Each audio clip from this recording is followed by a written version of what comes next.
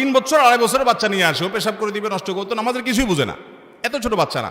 ধরেন 500 বছরের বাচ্চা, যে বাচ্চা নামাজ পড়তে শিখবে, আরে আজকের বাচ্চা আগামী দিনের মুসল্লি, আজকের বাচ্চা আগামী দিন। আজকের এই বিষয়টি নিয়ে আলোচনা করবেন প্রখ্যাত আলেমে দ্বীন শেখ আহমদুল্লাহ। চলুন বিষয়টি দেখে আসি। তোমার বাপের বাড়ি এটা?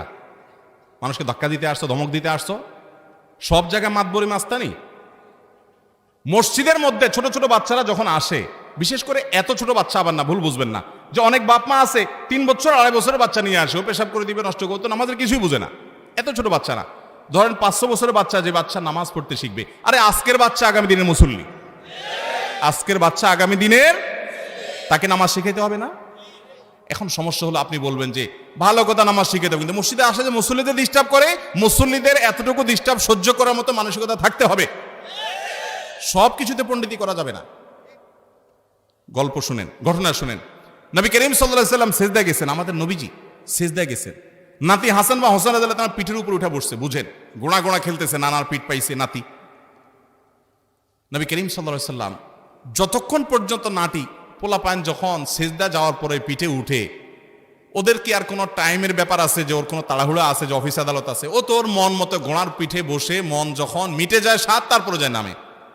ঠিকই হযরত হাসান বা হোসেন রাদিয়াল্লাহু তাআলা আনহুমা যিনি ছিলেন, তিনি এরকম অনেকক্ষণ পরে নামছেন। নবী সাল্লাল্লাহু আলাইহি ওয়াসাল্লাম ততক্ষণ পর্যন্ত সিজদা থেকে উঠার চেষ্টাও করেন নাই, সিজদার তাসবিহ পড়তেছেন পড়তেছেন পড়তেছেন। নাতি নেমে গেছে, তিনি মাথা সোজা করেছেন। কোন হাদিসে আমরা পাই না যে উনি ফাতেমা রাদিয়াল্লাহু তাআলাকে ডেকে এনে ধমক দিয়েছেন নিজের মেয়েকে, যে কেন বাচ্চাকে ধরো না, নাতিকে ধরো না, আমার নামাজে ডিস্টার্ব করছেন না।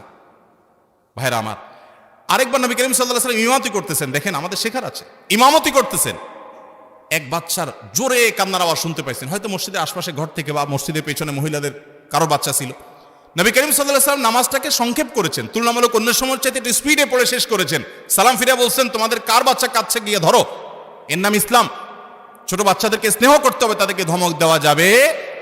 বাংলাদেশের সবচেয়ে বড় সিনিয়র আলেমদের একজন, আমি নাম বললে আপনারা সবাই চিনে যাবে, নাম বলবো না, তার ছেলে মদিনা ইসলাম ইউনিভার্সিটিতে পড়েন।